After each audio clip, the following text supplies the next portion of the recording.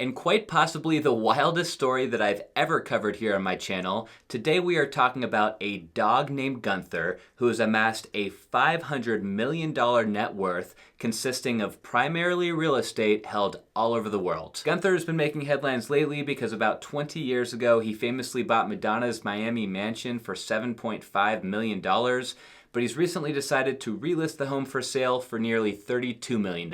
Now, before a bunch of criticism shows up in the comments, I realize that animals technically cannot own financial assets themselves, but they can inherit wealth through something called a pet trust, and that is exactly what happened with Gunther's bloodline. In today's video, we are going to talk about the backstory of this crazy rich German Shepherd, the lavish lifestyle that he lives, how he can afford that lifestyle, and then last we'll get into the $32 million home that he just listed for sale in Miami. So let's get into it, but as always guys, if at any point during this video you're having fun with this crazy story and what I put together today, if you could hit the thumbs up button down below for me, that would really help me out a lot. This all started back in 1991 when the German heiress Carlotta Liebenstein passed away and named her German Shepherd Gunther as the sole beneficiary of her $80 million net worth. The story goes that she had no close family at the time, so she decided that she just had to pass this fortune down to her pet. And so that's exactly what she did with very detailed, very specific instructions. Her dog Gunther would inherit the fortune through the way of a trust, which would name a trustee, an enforcer, and a caretaker. The trustee's responsibility is determining how much money is spent,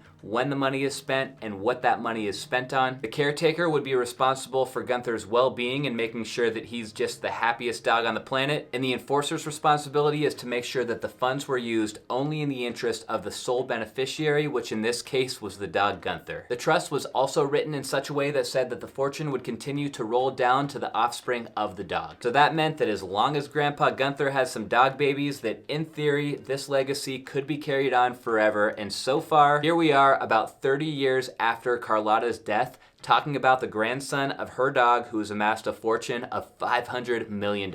There are mixed reports about how many generations this wealth has passed through, but it sounds like the original beneficiary of this fortune was Gunther II. Once Gunther II passed away, he passed the fortune down to Gunther III, and once Gunther III passed away, he passed the fortune down to Gunther IV, and that is who's making headlines now. There's obviously a team of humans who are managing this portfolio, and those humans have been doing a pretty good job managing that money because they started with $80 million back in 1992, and they've grown that to around $500 million as of the filming of this video. That's over a 5x return, which sounds pretty good on the surface, but I use a calculator to figure out the annual rate of return if they started with $80 million 30 years ago, and then they grew it to $500 million today. And that's an annualized rate of return of only 6.3%. Not that great considering the S&P 500 has returned a 10.7% over the same time period, but better than some inheritance stories where the heirs just blow the fortune away. It seems like the primary source of assets and growth of the family fortune is through real estate, and the Gunther family own both homes and villas in the US, Italy, and the Bahamas. Another source of income for the group is via a company called the Gunther Corporation, in which, of course, the dog is named CEO. This company was founded in 1998 and is a multimedia production company based out of Pisa. Gunther Corporation has done a lot of random business over the years, like producing a TV show and buying a football club, but his bread and butter business is definitely real estate. Gunther naturally has a pretty lavish lifestyle. I mean, he's got a massive net worth, a full-time caretaker, and access to some of the nicest things that money can buy after all. There are a lot of fun photos online about this guy, but here's one of him hanging out of the pool in the backyard of the house Madonna used to own, which we'll talk about here in a minute. Here's another one of him hanging out on a fancy-looking dog bed. I think this one is taken at his home in Tuscany. Even a spoiled dog like Gunther still enjoys the small pleasures in life, like chasing after a tennis ball that his handler Stacy Marino just threw. Then here's a gem of him probably ordering some caviar at this waterfront restaurant. Hard telling where this one is taken, but probably Miami. And then my last personal favorite is this shot of him rocking the iconic Ray-Ban Wayfarers, probably waiting on his driver or something. These news outlets are saying that this dog dines out, he has his own maid at home, he has his own butler, he eats caviar and truffles, and he literally has his own private jet. This story just gets more and more ridiculous the more that I read it, but we're always talking about such serious stuff here on my channel that it's kind of nice to just lighten things up for a change. The whole reason that Gunther IV is in the headlines now now is because he is selling his Miami mansion where Madonna used to live for $31.75 million. He, or as we established earlier, technically his trust, bought the mansion from Madonna herself about 20 years ago for $7.5 million. The home is located at 3029 Brickell Avenue in Miami, Florida, and it's a pretty incredible estate with 9 bedrooms and 9 bathrooms. It's got over an acre of land, 100 feet of water frontage. There's crazy views. And as you scroll through all these photos, you can see the place is really clean and nice inside, with a lot of intricate stone and woodwork throughout the living spaces, kitchen, and bathrooms. I assumed that based on the backstory and the ties to Madonna that this house was probably way overpriced for the neighborhood, but if you zoom into this little pocket just south of Miami next to Alice Wainwright Park where the house is located, you'll see that there's actually another home being marketed in the same neighborhood for even more money, priced at $36.8 million.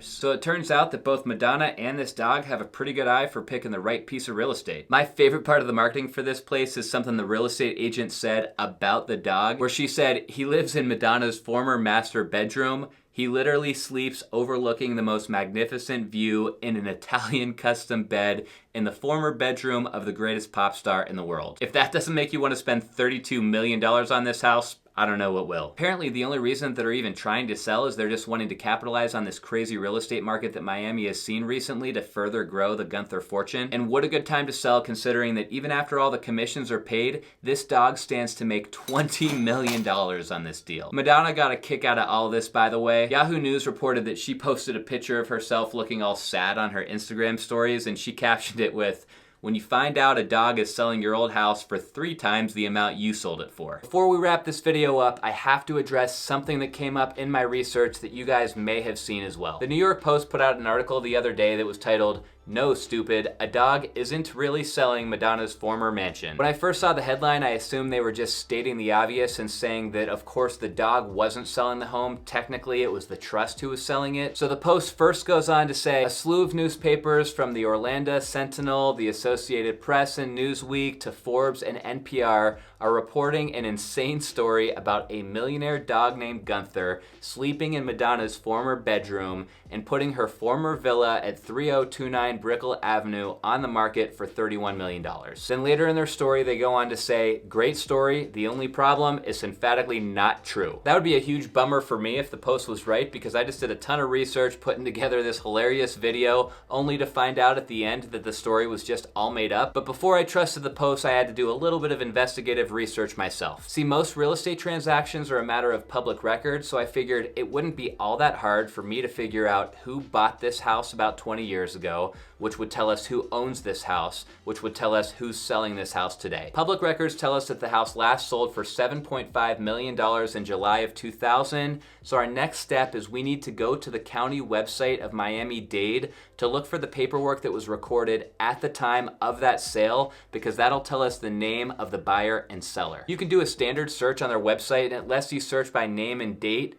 So I just typed in Gunther, since supposedly the Gunther Trust was the one who bought this house. And then I searched for the entire year of 2000 just to cast a wider net in case the documents were recorded a little early or late. There were quite a few records, but scrolling down to when we know this house sold, check it out. On July 17th, 2000, this document was recorded with the first party named as Madonna Ciccone and the second party named the Gunther Corp. You can even click here to see a copy of the warranty deed that says that Madonna Ciccone is the grantor and Gunther Corp is the grantee, which is just a fancy way of saying that Madonna definitely sold this house to Gunther Corp. So take that, New York Post. The corporation behind this famous dog Gunther did in fact buy this house off of Madonna back in 2000, which means they are in fact the ones selling it. If you enjoyed the video today, guys, just one more reminder to hit the thumbs up button down below. That would really help me out a lot. And by the way, another way that you can support my channel if you're interested in doing that is by clicking the join button down below. Clicking join will make you a member of my channel, which will give you access to exclusive members only content, but it also just really helps us support me as a creator as well if you feel like doing that. Anyways, this was a fun one. I hope that you guys enjoyed it too, but that's all I've got for you this time. So until next time, see ya.